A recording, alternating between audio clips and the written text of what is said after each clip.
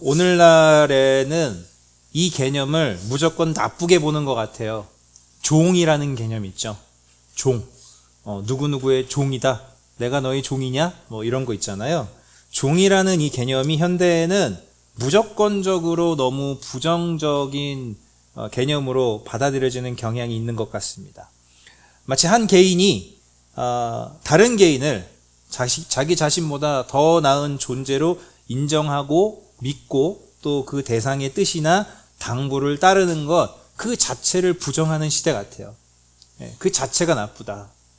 그냥 네 생각대로 살아라. 너가 생각하는 게 맞다. 무조건 이런 느낌이죠. 그런데 성경을 보면 참 재미있는 게 뭐냐면 성경에서는 종이라는 개념을 생각보다 그렇게 부정적으로 치부하지 않습니다. 부정적인 개념으로 처리하지 않아요. 아니, 더 나아가서요, 성경은 그 종이라는 지위, 그 개념을 통해서 뭔가 하나님의 뜻을 보여줘요. 대표적인 예가 두 사람이 있는데 구약에 요셉과 다윗을 보면 그래요. 요셉이 형들 때문에 팔려갔죠. 근데 팔려간 데서 종노릇을 하거든요. 근데 그 종노릇을 하는 동안 이 요셉이 하나님의 사람으로서 잘 키워집니다. 또 다윗은 어땠죠?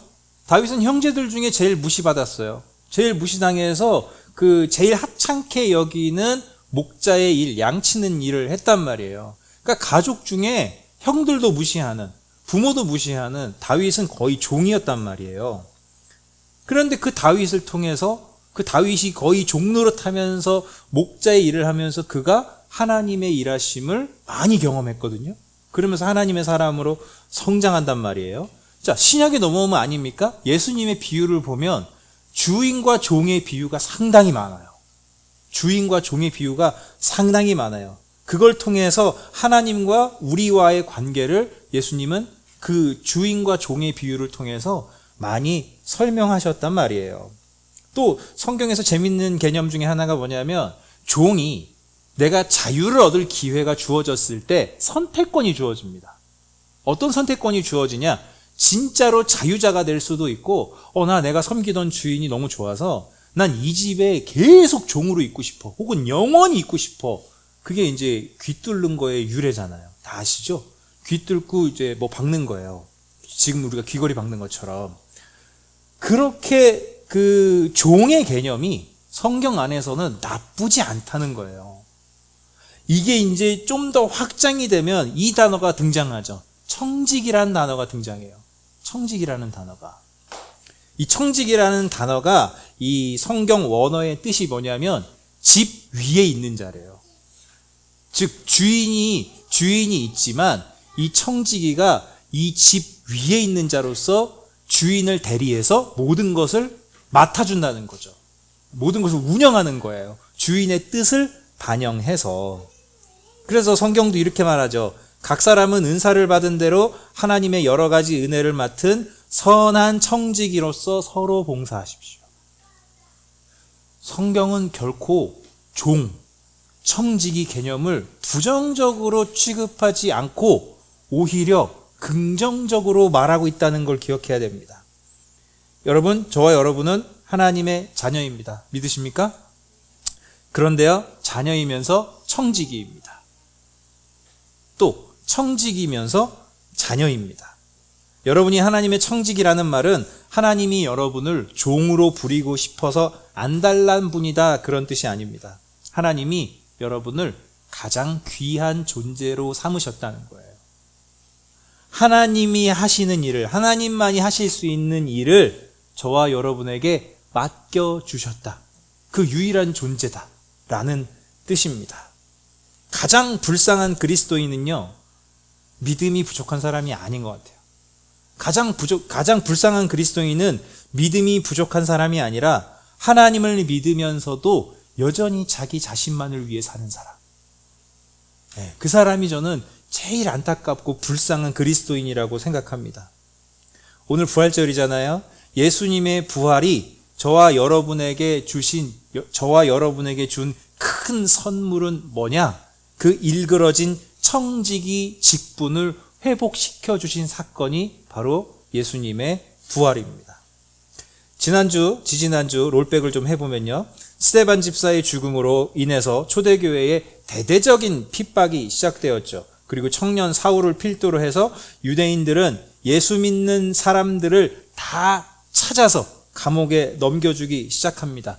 이 일로 인해서 예루살렘에 있던 이 초대교회 교인들이 예루살렘에 머물지 못하고 그 핍박을 피해서 여러 지역으로 흩어지기 시작합니다. 오늘 본문은 그렇게 흩어진 사람들 중 한 사람의 이야기예요. 그 초대교회가 7집사를 세웠잖아요. 그 7집사 중에 한 사람 빌립이 사마리아에 가서 복음을 전한 이야기, 그게 오늘 본문인데, 여러분 당연히 이방인에게 복음 전한 자는 1등은 사도 바울이죠. 그런데 이 빌립 이 사람도, 이분도 사도 바울 못지않게 이방인에게 복음을 전했던 전도자로서 나름 유명한데요. 먼저 이 생각을 해볼 수 있어요. 빌립이 사마리아에 왜 갔을까? 빌립이 사마리아에 왜 갔을까? 자기가 자의적으로 복음을 전하러 갔을까? 여러 해석이 있는데 저는 그냥 문맥이 답이라고 생각해요. 늘 성경은 문맥 안에 답이 다 있어요. 바로 이 빌립이 사마리아에 가서 말씀을 전했다, 이 이야기 전에 핍박이 시작돼서 그리스도인들이, 예루살렘에 모여있던 그리스도인들이 흩어졌다라고 했거든요. 그러면 이 문맥에서 보면 이 이유 하나예요. 이 빌립도 핍박 때문에, 근데 자세한 설명은 안 나와서 핍박이 구체적으로 어땠고 왜 빌립이 사마리아로 갔고 그건 안 나와 있는데, 문맥이 명확하게 얘기해주고 있으니까 핍박 때문에 이 빌립 집사님이 예루살렘을 떠나서 사마리아에 가게 됐는데 사마리아에 가서 복음을 전하게 됐다, 이렇게 해석할 수 있습니다. 그러니 이게 빌립 한 사람의 이야기는 아니고 이 당시 핍박이 발생돼서 많은 그리스도인들이 예루살렘을 도망갔는데 빌립처럼 이런 일들이 많이 있었다예요. 빌립만 이랬다는 게 아니고 많은 그리스도인들이 흩어져서 오히려 복음이 전파되었다, 그 얘기를 지금 하고 있는 거예요. 만약에 여러분 핍박이 없었다면, 만약에 핍박이 없었다면 이렇게 빌립 집사를 비롯해서 많은 그리스도인들이 다른 지역에 가서 자기가 믿는 예수님에 대해서 얘기를 할 일이 없었겠죠. 오히려 핍박을 통해서 복음이 전파되어지고 있다라는 거예요. 자, 물론 예수님 분명히 말씀하셨어요. 제자들에게 너희가 성령을 받게 되면 너희가 온 유대와 사마리아와 땅끝까지 가서 내 증인이 될 것이다 라고 했는데, 제자들은, 또 교회는 자발적으로 그 말씀에 순종해서 계획을 세우거나 실행하지 않았어요. 그런데 핍박을 통해서 예상치 못했던 스데반의 설교와 예상치 못했던 대대적인 핍박이 일어났잖아요. 그 악한 일을 하나님이 선하게 바꾸셔서 예수님의 말씀을 실현하고 계신 거죠. 어떻게 보면 반강제적이에요. 반강제적으로 예수님의 말씀이 실행되고 있는 거예요. 자, 그렇게 빌립이 사마리아에 가서 예수님을 전하는데 그를 통해서 또 많은 기적들이 일어납니다. 많은 사람들이 이제 빌립이 전한 예수님을 믿기 시작했고, 그 사마리아 성 전체의 분위기가 판이 바뀌었다, 오늘 본문이 그렇게 말하고 있어요. 그 성 전체에 큰 기쁨이 넘쳤대요. 근데 이때 재미있는 사람 하나가 등장을 합니다. 9절 한번 보시면요, 재미있는 사람이에요. 아주. 그 성에 시몬이라는 사람이 있었는데 그는 마술을 부려서 사마리아 사람들을 놀라게 하며 스스로 큰 인물인 채 하는 사람이었다. 스스로 자기를 높은 지위에 두었다, 이렇게 볼 수 있는데, 이 사람이 마술을 했대요. 그러니까 지금으로 치면 아마 인스타그램이나 이런 거 100만 팔로워 이러면서 엄청난 인플루언서였던 것 같아요. 이 사람이 마술을 부려서 사람들을 놀라게 했다고 하는데, 제가 이거를 막 찾아봤어요. 진짜 무슨 마술을 했지? 성경에 안 나오니까요. 무슨 마술을 했지? 뭔가 초자연적인 기적을 행했을 거 아니에요. 근데 우리 성경에는 없고, 이제 위경이라는 우리가 정경으로 인정하지 않는 그 기록물에는 그런 내용들이 좀 나와 있는데 좀 신빙성은 없어요. 하늘을 날았대요. 하늘을 날았대요. 나는 것 같은 쇼를 한 건지 진짜 공중부양을 했는지 그거는 잘 모르겠어요. 근데 어찌됐든 이 사람이 사람들이 볼 때에 엄청난 대단한 마술을 행했던 것 같습니다. 그래서 사람들은 이 사람을 칭송했어요. 뭐라고 칭송했냐? 하나님의 위대한 능력의 소유자다. 그래서 이 사람도 우쭐했겠죠. 그걸 좋아하는 사람이었어요. 자, 빌립이 와서 사람들에게 예수님을 전하고 많은 기적을 행하니까 이제 많은 사람들이 그전에는 시몬을 따랐는데, 마치 선지자처럼 시몬을 따랐는데 이제 더 대단한 사람이 나타난 거예요. 그러니까 시몬의 인기가 이제 다 빌립에게로 갑니다. 그래서 사람들이 다 빌립을 따르기 시작해요. 이 시몬도 그 많은 사람들 중 하나예요. 자기보다 더 대단하니까 또 복음을 듣고 성경 텍스트 자체만 보면은 이 사람도 받아들였다 그랬거든요. 복음을 받아들였다 그랬거든요. 그래서 따라다닙니다. 그런데 그 따라다니는 이유도 보면 이 사람이 예수님을 믿었다 하더라도 빌립을 따라다닌 이 시몬의 진짜 내면의 이유는 뭐냐면 빌립이 행하는 자기와는 비교할 수 없는 더 대단한 기적들, 그것들 때문에 이 시몬이 빌립을 따라다녔다라고 성경이 기록하고 있습니다. 사마리아 사람들이 하나님의 말씀을 받아들였다는 소식이 예루살렘에 있는 사도들에게 전해지니까 바로 교회는 베드로와 요한을 파송합니다. 이 두 사람이 도착하자마자 사마리아 사람들에게 성령을 받도록 기도해 주기 시작합니다. 왜냐?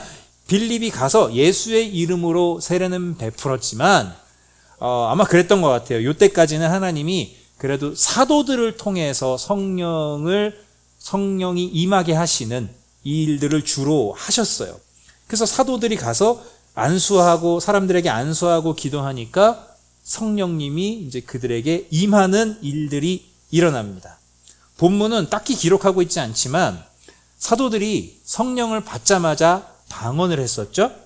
그리고 지금 이 시점에선 우리가 보는 이런 명확한 증거인 이게 정리된 성경책이 있는 것도 아니에요. 그러니까 이 당시에는 특히 이 초대교회 딱 이 사도행전 초반 여기에서는 성령을 받는 즉시 제가 성령을 받았구나, 내가 성령을 받았구나를 즉시 알 수 있는 기적들이, 초자연적인 일들이 계속 일어났어요. 하나님이 그렇게 해서 증거를 보여주셨거든요. 그러니까 믿음이 연약하니까, 여러분, 믿음이 연약하면 기적이 필요해요. 믿음이 연약하면 기적이 필요합니다. 계속 그렇게 기적을 행해 주셨다는 거예요. 그러니까 이런 거 좋아하는 시몬 입장에서, 마술, 기적 이런 거 좋아하는 시몬 입장에서 이건 대박인 거예요. 이게 빌립이 와서 혼자 와서 뭐 할 때까지도 이것도 대단했는데, 이거는 이제 사도들이 베드로와 요한이 와서 안수하고 성령이 임하고 사람들이 막 방언했을지도 몰라요. 막 기적들이 막 계속 일어나니까 이건 대박인 거예요.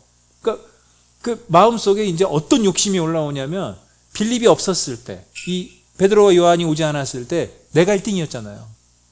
내가 여기서 최고였잖아요. 그러니까 저 능력이 나한테 있으면 참 좋겠는데? 그래서 이 사람이 나쁘다기보다는 그냥 상식적인 접근을 해요. 베드로와 요한에게, 아니, 이거 진짜 대단한데? 저기요, 이 안수하고 그 성령 임하게 하고 이거 대단한데, 이거 내가 살게요. 이거 내가 살게요. 얼마면 됩니까? 그래서 돈을 주고 그 능력을 살려고 해요. 저는 이 시몬이 특별히 못됐다고 생각하진 않아요.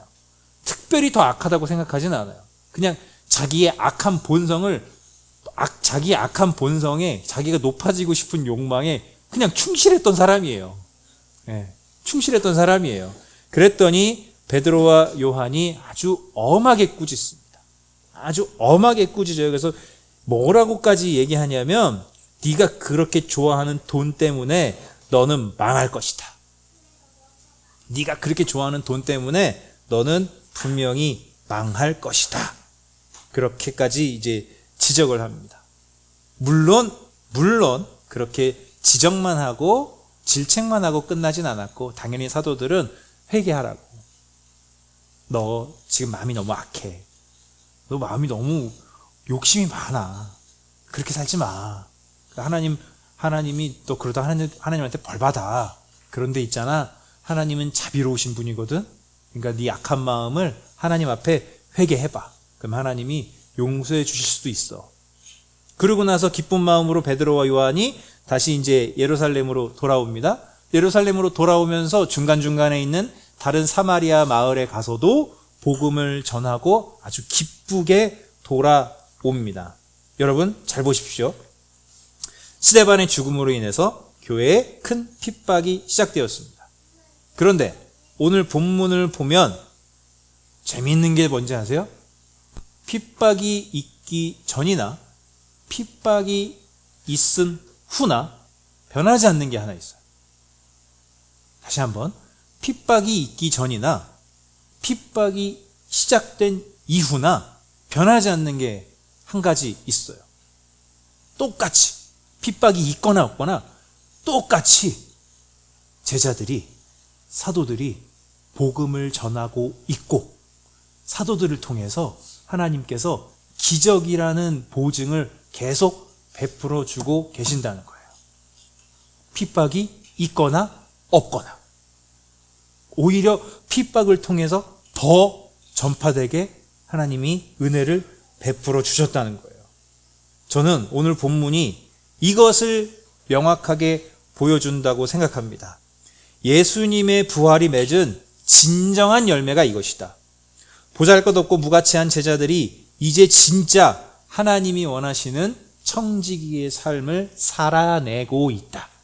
살아내는 척하는 게 아니고 살아내고 있다. 예수님이 부활하셔야만 제자들이, 또 저와 여러분이 성령을 받게 되는데, 성령의 내주하심이 시작되는데, 성령을 받으니 이제 그 성령님의 인도하심과 도움을 받아서 스스로는 결코 할 수 없었던 하나님이 원하셨던 청지기의 삶을 이제 진짜 살아내고 있다. 핍박이 있거나 없거나. 요즘 우리말로 하면 여러분의 삶의 환경이 좋거나 나쁘거나 상관없다. 저와 여러분은 하나님이 기뻐하시는 선한 청지기의 삶을 살아낼 수 있다, 없다? 있다. 여러분의 환경이 좋든 나쁘든. 그래서 이 성령님을 성경에서 보혜사라고 표현하거든요. 이게 이제 성경 원어로 파라클레토스인데 이 단어의 뜻이 참 여러 가지입니다. 대언자, 변호사, 중재자, 협조자, 대변자. 성령님이, 이 예수님의 부활의 선물이에요, 이게. 성령님이 저와 여러분 안에 계신다는 게 무슨 뜻이냐? 하나님이 나를 대신해서 말씀해 주신대요. 대언자. 변호사. 나를 변호해 주신대요. 중재자. 하나님과 우리 사이를 중재해 주신대요. 협조자. 우리를 도와주시는 분이래요. 그래서 빌립보서에서 이렇게 말하죠. 하나님은 여러분 안에서 활동하셔서 여러분으로 하여금 하나님을 기쁘게 해드릴 것을 염원하게 하시고 실천하게 하시는 분입니다. 하나님이 저와 여러분 안에서 활동하셔서 여러분으로 하여금 하나님을 기쁘게 해드릴 것을 염원하게 하시고 하나님을 기쁘시게 해드리고 싶은 마음이 생기게 하시고 그것을 실제로 실천하게 해주시는 분이라는 거예요. 예전에 성서대학교 있을 때 사회복지학과 교수님 한 분하고 차 마시면서 그런 대화를 한 적이 있어요. 그냥 제가 별 생각 없이 질문한 건데 그 교수님의 답변이 저한테 상당히 임팩트가 있었어요. 제가 그런 질문을 했어요. 교수님, 정말 복지 정책이 진짜 많은데 진짜 제대로 된 복지는 뭘까요? 제대로 된 복지 정책은, 그러니까 어떤 걸 제대로 된 복지 정책이라고 말할 수 있을까요? 왜냐면 제가 보기에는, 저는 전문가가 아닌 입장에서 보면 그냥 내가 혜택을 받으면 좋은 것 같고 내가 혜택을 못 받는 거면 안 좋은 것 같은 거예요. 근데 교수님, 진짜 좋은 복지는, 정말 제대로 된 복지는 뭘까요? 그랬더니 교수님이 이렇게 답변을 주셨어요. 목사님, 당장의 어려움에 조금의 보탬을 주는 건 좋은 복지가 아닙니다. 당장의 어려움에 조금 보탬을 주는 건 그건 좋은 복지가 아닙니다. 어려움에 처한 그 사람이 스스로 그 상황을 더 좋게 바꿀 수 있는 사람이 되도록 도와주는 게 진짜 복지입니다. 맞는 말이죠. 그러니까 어려운 상황에 조금 돈을 조금 주고 뭐 그냥 몇 개월 일자리 주고 이게 아니라 그 사람이 장기적으로 자신이 처한 어려움을 이겨낼 수 있는 능력을 갖춘 사람이 되도록 해주는 게 그게 진짜 좋은 복지라는 거예요. 그냥 지금의 어려움을 잠깐 극복하게 해주는 거, 잠깐 보탬을 주는 건 좋은 복지가 아니라는 거예요. 제가 그 말을 듣고, 목사잖아요. 이게 목사병이에요. 제가 그 말을 듣고 이거를 신앙으로 접목해 보니까 하나님은 정말 좋은 분이 맞아요. 이성적으로 생각해 보세요. 하나님은요, 저와 여러분이 지금 잠깐 힘들다고 지금 잠깐 필요한 거 주시는 분이 아니에요. 오히려 지금 잠깐 필요한 거 달라 그러면 잘 안 주시지 않아요? 지금 잠깐 필요한 거, 지금 잠깐 필요한 거 달라 그러면 오히려 잘 안 주시는 것 같아요. 근데 하나님은 저와 여러분 안에 계신 성령님은 어떻게 우리를 인도하시냐면 진짜 해낼 수 있는 사람이 되게 해주신다고요. 저와 여러분을 진짜 선한 청지기로 빚어내신다고요. 그게 예수님의 부활이 우리에게 가져다 준 변하지 않는 영원한 가장 큰 선물이라고 저는 확신합니다. 예수님의 부활을 기뻐하십시오. 예수님의 부활의 공로가 여러분을 구원한다는 사실을 기뻐하십시오. 또한 예수님이 부활하셨기 때문에 보혜사 성령님이 여러분 안에 계신다는 사실을 기뻐하십시오. 성령님이 여러분 안에 계셔서 이제 여러분은 그런 척이 아니라 진짜로 하나님이 기뻐하시는 선한 청지기로 살 수 있게 되었습니다. 따라합시다. 나는 작지 않다.